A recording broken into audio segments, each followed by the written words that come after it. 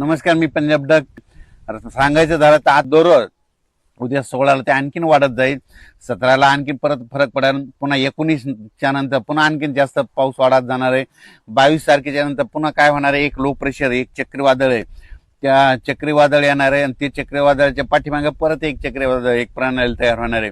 मग हे गेल्याच्या नंतर हे काय होणार आहे, पूर्व विदर्भातून पश्चिमी विदर्भाकडे जाणार आहे. पश्चिमी विदर्भाकडून इकडे जळगाव जिल्ह्यातून उत्तर महाराष्ट्र का म्हणजे वर्धा, नागपूर, भंडारा, गोंदिया, चंद्रपूर, यवतमाळ, वाशिम, हिंगोली, अकोला, अमरावती, बुलढाणा, जळगाव ह्या पट्ट्यातून जात असताना तिकडं विदर्भामध्ये मग 20च्या नंतर चांगला जोराचा पाऊस पडेल. पण तिकडं जर जास्त पाऊस पडत असल्यामुळं मराठवाड्यामध्ये परभणी, जालना, संभाजीनगर या भागामध्ये रिमझिम पाऊस सुरू होईल. बऱ्याच भागामध्ये रिमझिम पाऊस पडणार आहे म्हणून हा अंदाज लक्षात यायचा. 5 ऑगस्ट पर्यंत आता सर्व दररोजच वेगवेगळ्या भागात पाऊस पडणार आहे. वेगवेगळा भाग धरणार आहे, सगळीकडे एकदाच जाणार नाही, दररोज वेगवेगळा पडणार आहे. आतापर्यंत पाऊस काही भागात झालेलाच नाही, त्या भागात देखील आज नंदुरबार जिल्ह्यात देखील दाखल होणार आहे.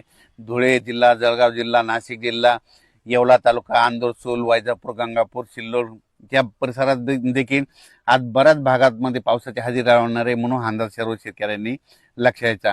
त्याच्यानंतर तेलंगणात देखील काय होणार आहे, डोंगरी तहसील आहे तिकडे देखील आज बऱ्याच भागामध्ये पाऊस होणार आहे. पण 17-18च्या नंतर तिकडे तेलंगणातला देखील पाऊस वाढणार आहे म्हणून हा तेलंगणातल्या शेतकऱ्यांनी अंदाज लक्षात यायचा.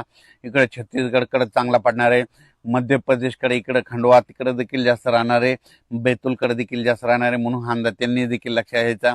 सांगायचं झालं तर राज्यात मध्ये आता आज एवढे दिवस थांबलेला पाऊस आणि काही ठिकाणी रात्री 8-9च्या दरम्यान सुरुवात होणार आहे म्हणून हा अंदाज लक्षात यायचा. उद्यापासून ते पाऊस वाढत जाणार आहे.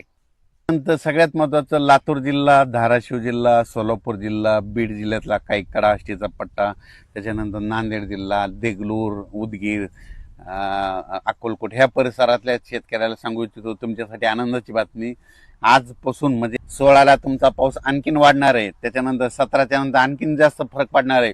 म्हणजे सांगायचं झालं तर तुमच्या ह्या 5-7 जिल्ह्यामध्ये आतापर्यंत सगळ्या महाराष्ट्रात पाऊस होता, पण सोलापूर जिल्ह्यात नव्हता, लातूर जिल्ह्याच्या काही भागात नव्हता, बीड जिल्ह्याच्या काही भागात नव्हता, नांदेड जिल्ह्याचा नव्हता, त्याच्यानंतर इकडं देगलूर, कंधार त्या परिसरामध्ये नव्हता. तिकडे पाऊस सुरुवात होईल. 16ला आणखीन वाढेल, 17ला जास्त वाढेल, 18-19 आणखीन वाढत जाईल म्हणून त्यांच्यासाठी आनंदाची बातमी. तुम्ही घाबरू नका, तुमच्याकडे देखील पाऊस येणार आहे. आणि आणखीन एक जिल्हा आहे नंदुरबार जिल्हा. नंदुरबार जिल्ह्याचा शहादा भागामध्ये काही ठिकाणी आणखीन पाऊस पडलेला नाही, काही क्षेत्रामध्ये तिकडे देखील आज रात्रीच्याला पाऊस सुरू होणार आहे. आणि त्याच्यानंतर शेवटच्या आठवड्यात मात्र नंदुरबार जिल्ह्यात सगळीकडे जोराचा पाऊस पडणार आहे म्हणून त्यांनी देखील अंदाज लक्षात घ्यावा. तसेच खास करून पुणेकर, मुंबईकर, नाशिक तिकडे त्या परिसरात मुंबईच्या लोकांना आता दररोजच आजपासून पाऊस बघायला भेटणार आहे. सरी उसरी त्यांना चालूच राहणार आहेत म्हणून हा अंदाज मुंबई, पुणे, घाटमाता, महाबळेश्वर म्हणजे कोल्हापूर, सांगली त्या परिसरामध्ये देखील त्या अंदाज लक्षात यायचा. कोल्हापूरकडे देखील आता दररोजच सरी उसरी सुरू राहणार आहेत म्हणून हे कोल्हापूरकडल्या शेतकऱ्यांनी अंदाज लक्षात यायचा. साताऱ्याकडे देखील तशीच परिस्थिती राहणार आहे, दररोजच पाऊस पडणार आहे म्हणून हा अंदाज त्यांनी देखील लक्षात यायचा. म्हणजे त्यांच्याकडे सरी मत आता सुरूच राहणार आहेत म्हणून हे देखील लक्षात घ्यायचं. दररोज वाढत जाणार आहे सगळीकडे, म्हणजे एकाच ठिकाणी सगळीकडे एकदाच जाणार नाही. 16ला बराच भाग जरी, 17ला आणखीन वेगवेगळा भाग, 18-19 असं दररोज वेगवेगळ्या भागात परत जाणार आहे. आणि सगळ्या शेतकऱ्यांचं ज्यांनी पेरणी केलेली त्याला जीवदान भेटणार आहे म्हणून हा अंदाज लक्षात यायचा.